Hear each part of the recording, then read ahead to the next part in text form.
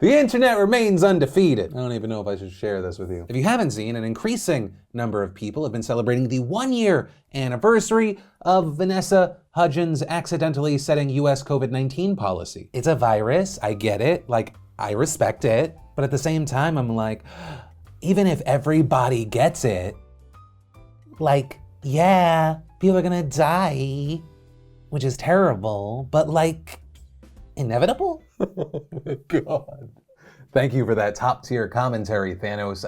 But yeah, welcome back to the show. My name's Philip DeFranco. The show is named after me because I'm an egomaniac. If you're new, subscribe. If you're regular, hit that like button. And then for everybody, let's just jump into it. Actually, the first thing that we're going to talk about today is news from the world of entertainment because a mental health nonprofit has absolutely slammed an upcoming show on Peacock starring Will Forte. And this because they argue that this show that's reportedly going to deal with suicide is wildly irresponsible. Right, so according to Deadline, this show, titled Expiration Date, follows Forte's character who, quote, consumed by grief, finds a life insurance policy that covers suicide, provided that the individual doesn't carry out the deed within 1 year. Content that his family will be provided for, Robin sets his expiration date and contemplates how he will spend his final year, with a sort of tagline saying, it's going to be a long 12 months. It's a project that was just announced. The producers behind Fleabag are behind it. By the way, if you have not watched Fleabag, great show. But that said, regarding this show, which is reportedly still in development, there's actually no release date or anything really else out about it. Around that, yesterday we saw Bill Smith, the founder of Inseparable, which is a nonprofit that fights for mental health policy, slamming the prospect of this show, saying in a statement to Variety, what a wildly irresponsible and callous concept that will no doubt endanger countless viewers. Glamorizing suicide leads to contagion, that is a fact. At a time when our country is already suffering a mental health crisis compounded by the COVID-19 pandemic, which has left Americans' mental well-being at a 2-decade low, the last thing we need is a reckless show hinged on the question of will he or won't he succumb to the devastation of depression, an all too real and painful experience for millions of Americans. And adding, NBC Universal would do well to rethink such a dangerous idea that could lead to an increase in suicide among viewers. And while there were definitely people that supported that opinion, you also saw people not receiving it as well. This including the likes of actor Billy Eichner, who tweeted, who cares? They haven't even seen a script. Stop policing/criticizing art you haven't even seen. I have nothing to do with this show, by the way. This just drives me crazy. As well as screenwriter Kim Caramel also saying, good thing no one canceled Breaking Bad prior to seeing it for glorifying the dangerous behavior of drug manufacturing. Hey, how about we give proven creators the benefit of the doubt that they might handle delicate topics with respect and nuance before we leap to outrage? But once again, we saw people pushing back against that, some specifically bringing up the show 13 Reasons Why. Right, as you might remember, that show ended up getting slammed for depicting suicide in a harmful way to a largely teen audience, and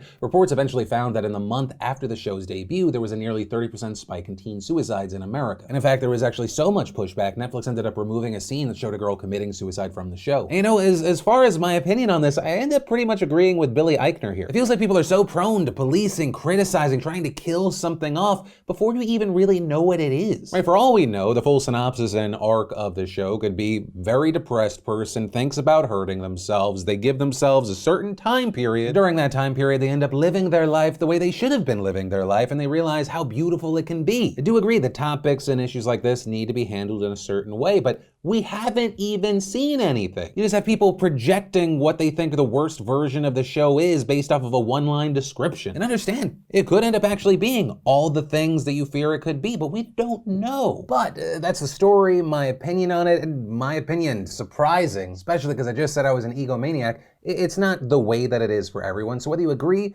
or you disagree, I would love to know your thoughts in those comments down below. Do you think the critics here are jumping the gun, or no, are they absolutely right? Why not? We also had the other entertainment news and actually a debate that's been sparked around music. And this because we saw the artist and creator that is Corpse Husband sparking kind of a conversation and debate that we've seen before, tweeting, when are these artists and labels going to realize it's not always smart to just claim or strike YouTubers and Twitch streamers using their music? I've been trying to tell them this on the inside for months. Stop taking the quick money and let people who like your stuff share it. And you know, in response to this, we saw a lot of big creators supporting it, arguing that artists benefit greatly from the exposure. Right, and you look to a lot of big songs like Driver's License, Say So, Old Town Road, Mood. I mean, there is a never-ending list at this point. The main point being they have incredibly benefited from being constantly used by internet creators. And these days, it's almost universally on TikTok because, I mean, on YouTube, you can hum a song and get hit. Which, hey, you know, after seeing what Twitch has gone through in the past few months, you know, YouTube is doing their best and they've set up a great system. You know, there is this stark contrast between the platforms and how people get treated on it. You know, it makes you wonder, will labels and artists realize, yes, I should open this up. I shouldn't go after people that are trying to put my stuff in front front of more eyes. But also, on the other end, there's the question of, will TikTok end up actually going the other way? Right? Is it just an inevitability that TikTok is going to have their own version of this same problem that other platforms have had in the past? But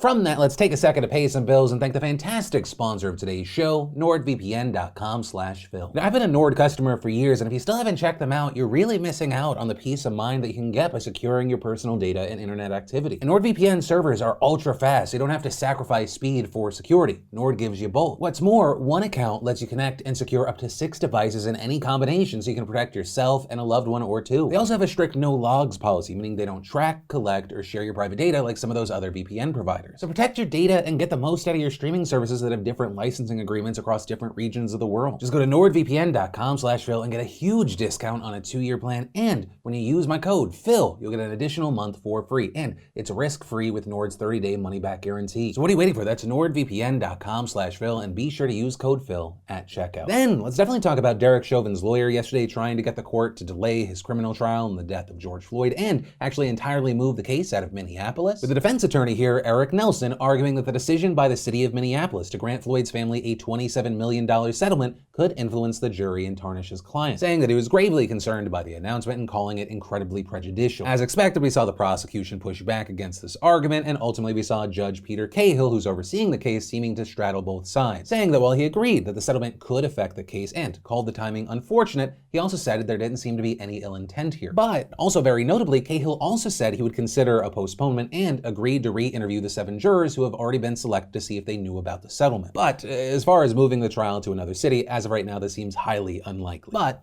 ultimately, very few things are ever impossible, and so we have to wait and see what happens from here. And then let's talk about some really interesting and important international news, starting with a growing list of European nations now facing backlash among health experts after deciding to pause the use and rollout of the AstraZeneca vaccine. Right, so if you're unfamiliar, the issue here is that there have been a handful of reports that people who took the vaccine found blood clots shortly after. But it's hard to say that they're actually linked, and instead may be linked to people watching their health more closely. For example, the first people to get vaccinated are among the most vulnerable and thus are already susceptible to bad health conditions like blood clots. Right? And that's why so many health experts have said that this decision is premature, especially because it is unclear if it's even at fault for causing any blood clots. Right? The evidence available points to this vaccine being as safe as any other, with only a tiny percentage of the population experiencing any adverse effects. Right? When reviewing data from the 17 million doses given, AstraZeneca found 37 instances of blood clots. Britain also backed up those stats, saying that among the 11 million doses of the vaccine given so far, there were only 11 instances of blood clots, which, one, is actually far less than what you'd expect even among the general public, and 2, again, these blood clots could not be conclusively tied to the vaccine. But because the countries have made these decisions, you have these stories and these crazy headlines popping up. You have agencies like the European Medicines Agency, which is the EU drug agency, having to come out and say there is no indication that vaccination has caused these conditions, as well as the WHO's chief scientist having to come out to note that of the 300 million doses of coronavirus vaccines given globally, there is no documented death that has been linked to a COVID vaccine. And there's real concern that halting the use of this vaccine is just going to screw up Europe even more. Even before this, Europe is way behind their goal of vaccinations. Then, let's definitely talk about what's happening in the UK. Right, so in the United Kingdom, Prime Minister Boris Johnson announced that across England and Wales, plainclothes officers would be sent to hang around bars and clubs to help protect against sexual assault. The program is called Project Vigilant, and it heavily expands pilot programs in the 2 countries. And we've seen this met with widespread support in Parliament, with even many opposition Labour Party members saying that they would not oppose the bill. But you also had some cautioning that it does not go far enough, with Labour MP Stella Creasy saying that misogyny should be a hate crime, so quote, that existing crimes like sexual harassment, abuse, and intimidation can be reported and recorded as such. While some members of the government also think more can be done at a societal level to deal with issues women face day to day, with Foreign Secretary Dominic Raab telling The Guardian, "I think it is appalling that women still suffer the fear, the intimidation, the threats, and I say that as a son, a husband, and a brother of a sister." Of course, we've all got, and I think the vast majority of men will feel this while recognizing that women are the ones that face the brunt of this, a stake in society, and we all very personally want to see the streets safe for women to walk at night. With him adding that the government would be adding 20,000 police officers, although it should be noted it's more like re-adding, as the Tory government cut 20,000 officers since 2010. But with all this, as far as the public, what are people saying online? You have many saying that this project doesn't actually solve the issues that women face or make them feel safer. Because amid the backdrop of all this, you have the abduction and death of 33-year-old Sarah Everard. And if you're unfamiliar with this story, her body was found in Kent after she was taken at night while walking home from a friend's house in South London. Her alleged killer was a London police officer. Right, so you had some saying getting more police officers involved, that's tone deaf. Another writing, the UK government's solution to a police officer kidnapping and murdering a woman is to put up more CCTV cameras and put plainclothes police officers in pubs and nightclubs. We also saw people annoyed by reports that during the time that she was still missing, police went door to door in the neighborhood that Sarah disappeared in, telling women to stay inside for their own safety. Women in my area have been advised not to go out alone while Sarah Everard's disappearance is investigated. How about we urge men not to go out instead, say a curfew at nightfall? Perhaps we'd see more done about street safety if it were men losing their freedoms, not women. Right? So with all of this happening, in addition to people being outspoken, it also led to a series of protests. This including one near the park where she was last seen alive that ended up being broken up by police, as well as multiple in front of Parliament pretty much every day since Sunday, all of which could possibly be illegal if Boris Johnson and the current government have their way. Right? Because today, members of Parliament are debating the Police, Crime, Sentencing, and Courts Bill, part of which includes heavily expanding the powers of police to crack down on protests. And among the things this could do, any protest or protesters that cause what they refer to as serious annoyance could be arrested.